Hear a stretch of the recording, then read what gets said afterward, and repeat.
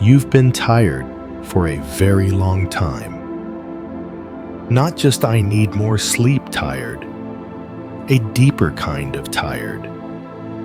The kind where your chest feels heavy even when nothing bad is happening, where the day is quiet but your mind is not, where you've cut people off, blocked numbers, muted notifications, and yet something inside you is still loud.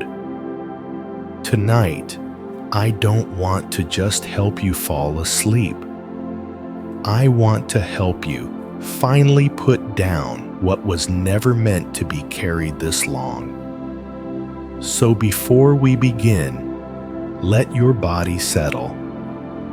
Feel the weight of your head on the pillow. Let your jaw loosen.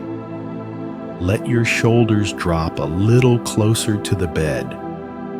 You are safe here. You don't have to perform here. You don't have to be okay here. You're allowed to just be. And as you lie here, I want to speak to the quiet part of you, the part that remembers every harsh word, every broken promise, every moment that rewired how you see yourself. That part of you has been trying to protect you, but it's tired too.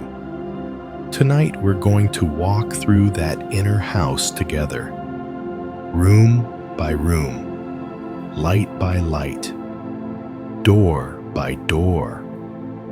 Not to judge, not to blame, but to see. Because what is truly seen can finally be released. It often starts with one moment, a sentence that pierced, a betrayal you didn't expect, a time you reached out and no one reached back. The moment itself passed. The day moved on. But your mind did something clever and dangerous. It didn't let that moment leave. Instead, it pulled up a chair for it, gave it a story, gave it a name, and slowly it let that moment become you. I was hurt turned into I am the one who always gets hurt. I was ignored turned into I am not worth hearing. I was left turned into I am someone people do not stay with. The pain was real, but the identity built around it was an illusion. Buddhist teaching says it's not pain that destroys us, it's clinging. A hand can touch hot water and pull back. It stings, but the burn is brief. But if the hand refuses to let go, if it stays there arguing with the heat, insisting that this should not be hot, the burn goes deeper. That's what many of us do with old wounds. We keep our hand in the memory. We keep our heart in the story. We call it justice. We call it not forgetting. We call it learning the lesson. But underneath, we're just staying in the fire. Tonight, as you rest, notice how many stories you've worn like clothing.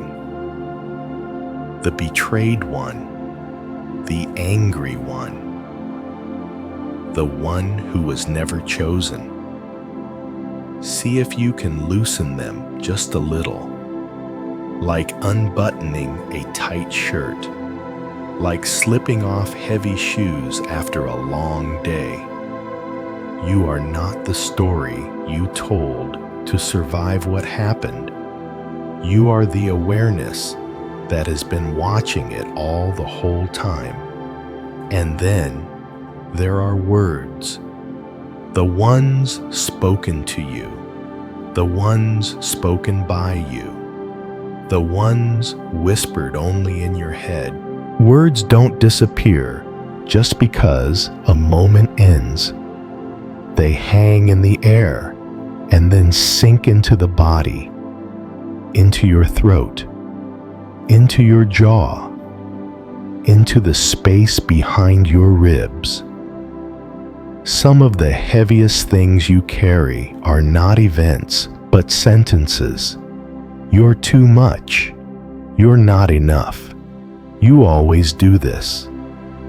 Maybe they came from someone angry, maybe from someone you loved, or maybe they came from you, repeated so many times they no longer feel like words.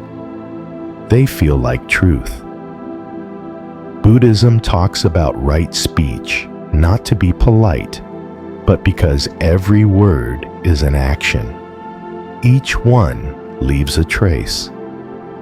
When harsh speech goes unexamined, it becomes residue, a thin layer of dust over everything. You start to see the world through it. You start to see yourself through it. But here in this quiet room, with your body softening into the mattress, you're allowed to step back. You can notice the voice in your head as just that, a voice. Not a God, not a judge, just an echo of things you heard and things you believed. If you notice it tonight, don't argue. Just name it gently. Criticism, old insult, fear speaking. Then come back to your breath. Slow inhale, longer exhale. Every time you choose breath over replay, you weaken the knot those words have tied inside you. You don't need to force forgiveness. You don't need to love yourself perfectly. Just stop letting old sentences decide who you are now. There is a teaching in Buddhism about 2 arrows. The first arrow is life itself. The breakup, the loss, the moment you failed, it hurts. No one escapes that. The second arrow is everything that happens after, the replay, the mental movie, the what-if conversations you rehearse in the shower and traffic before sleep. The body reacts to the memory as if it were happening again, heart racing, stomach tight, breath shallow. But it's not happening. It's thought, an echo. The first arrow is unavoidable. The second arrow is optional, but only when you see it. Tonight, if an old scene rises, you don't have to wrestle it. You don't have to solve it. Just quietly remind yourself, this is memory. This is not now. Let those words be like a soft hand on the shoulder. Bring your awareness back into the present. Feel the weight of your blanket, the air on your skin, the sound in the room. Your body exists only in now. It's the mind that travels. When you come back to your senses, the second arrow loses its target. The pain becomes information, not identity. A lesson, not a life sentence. You've also learned the power of stillness, even if you rarely give it to yourself. Think of how many arguments wouldn't have exploded if there had been 3 extra seconds of silence before you replied. Think of how many messages you regret sending that would never have left your fingers if you had taken one deeper breath. The modern world teaches you to react fast, to answer instantly, to stand your ground before you've even felt what ground you're standing on. Buddhist practice is the opposite. It's the art of the pause. Non-reaction is not weakness, it's medicine. Your nervous system doesn't know the difference between a real threat and a text that annoys you. It spikes, it flares, it floods you with tension. But every time you choose to wait to breathe, to stay silent just a little longer, you're telling your body, we are not in danger right now. We are allowed to be calm. That message repeated rewires you. The triggers stay the same, but they no longer own you. Next time you feel heat rise in your chest or your jaw tighten or your heart race because of something someone said, imagine yourself as a still pool of water. The stone of emotion drops in.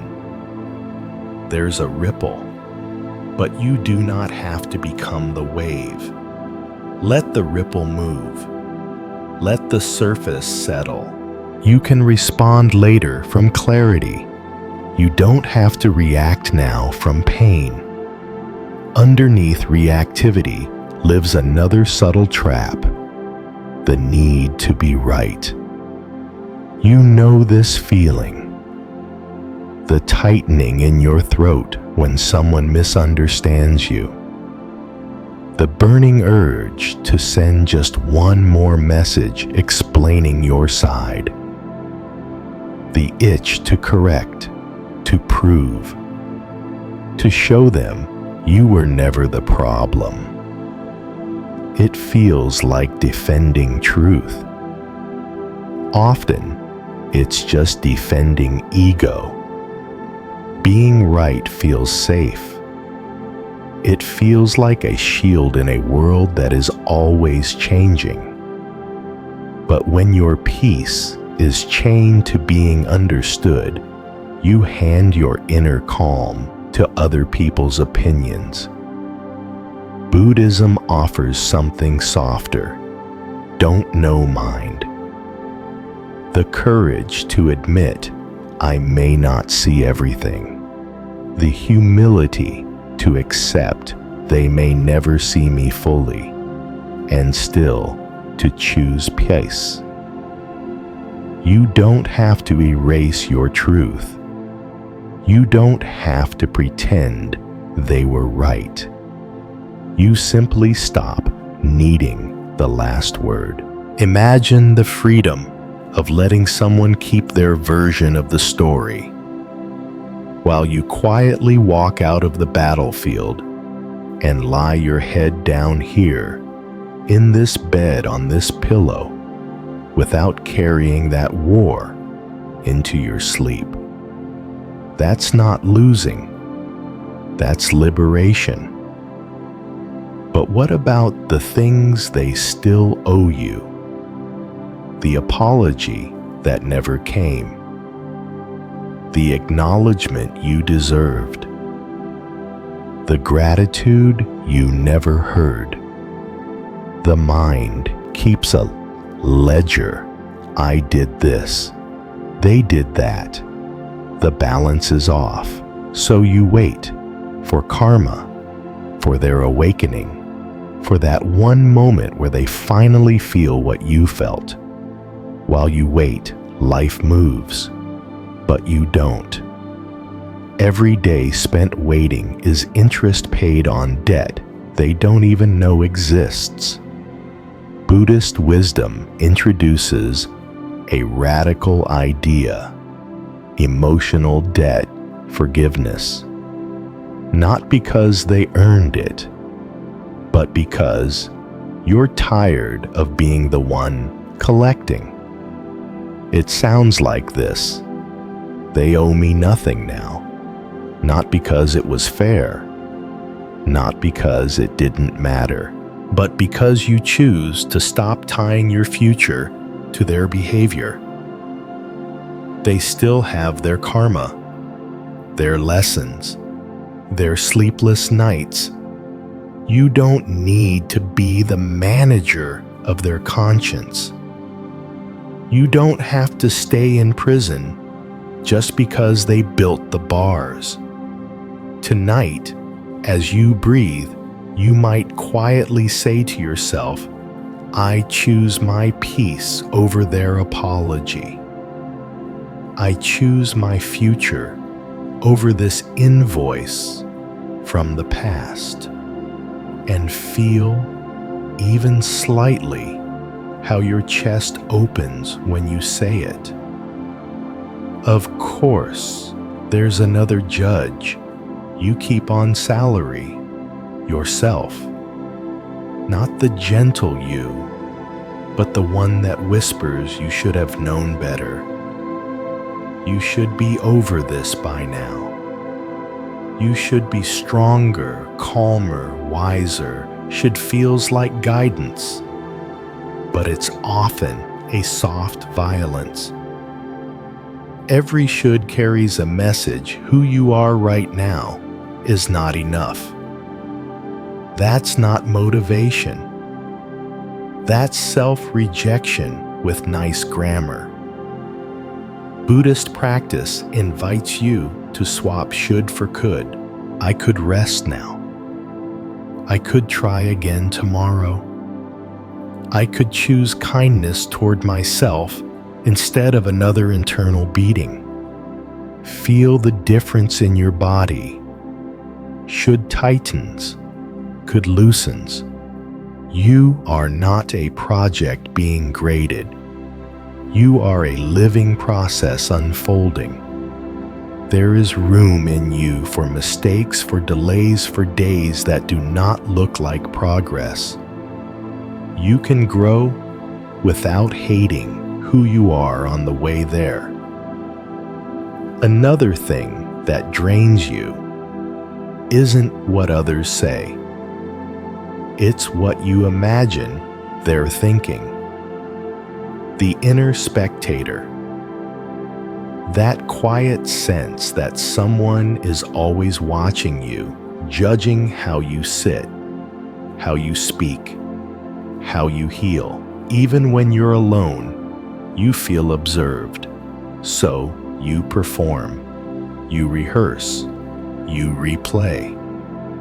But here's the strange truth: that audience is made of thoughts.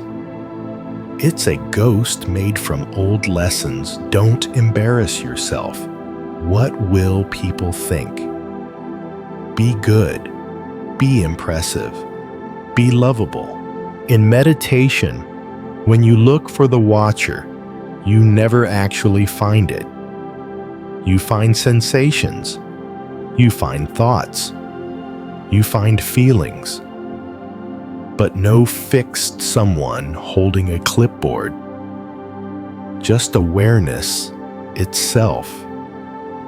What would it be like to live one moment with no inner camera on you? To sit in your room eyes closed and not comment on yourself at all.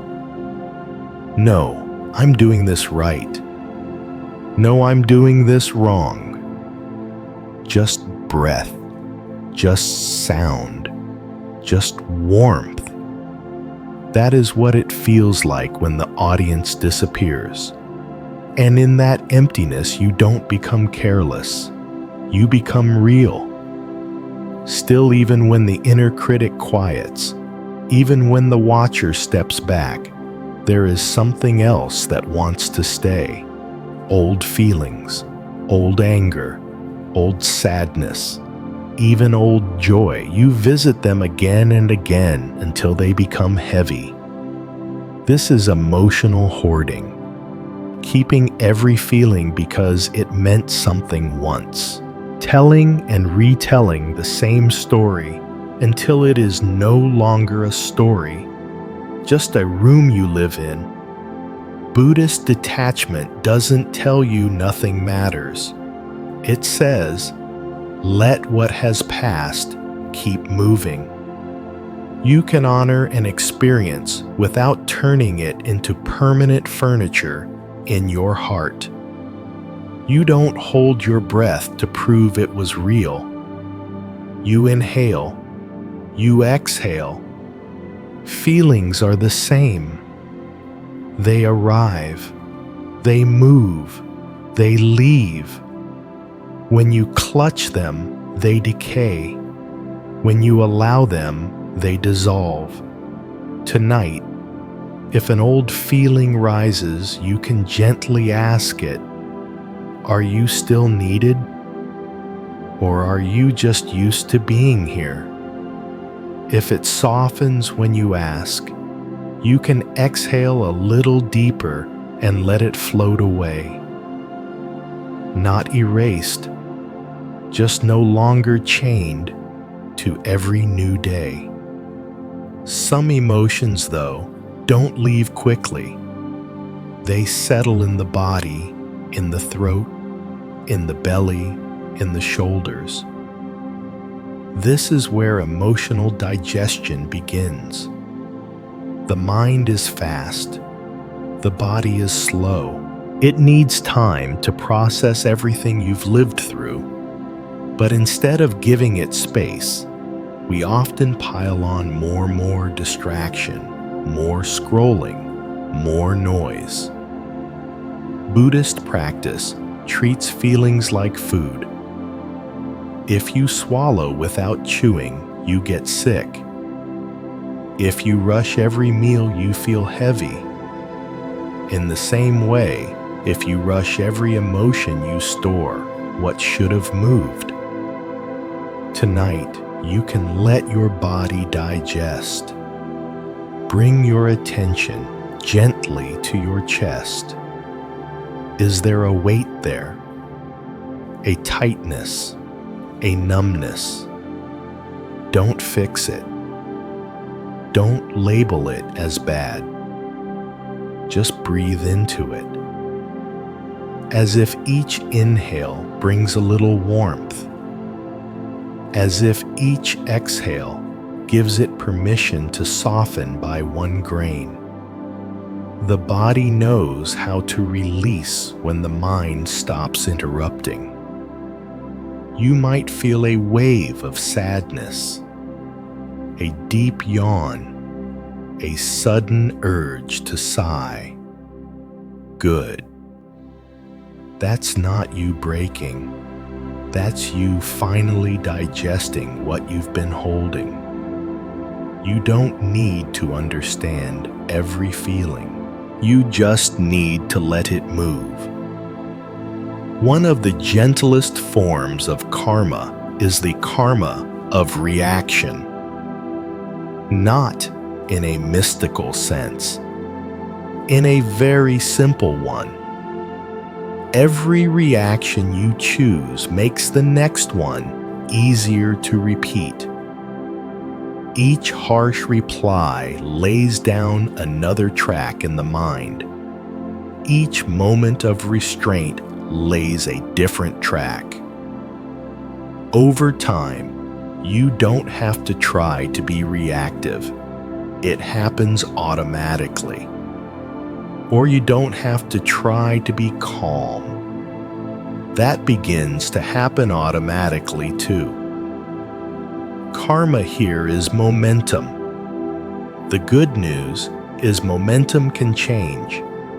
You change it every time you notice the urge and don't obey. Every time you feel anger rise and choose to breathe instead of explode. Every time you feel the pull to send the long message but let the phone rest face down for a while. You're not failing when you feel the urge. You're transforming when you don't feed it. Then there is the false fire that masquerades as healing, the rush of overexcitement, the obsession with doing more, being more, fixing more. It feels like purpose. It might just be fear sprinting in circles. Not all high energy is wisdom. Some of it is panic in a pretty outfit. Buddhism speaks of the middle path not as boredom, but as stability.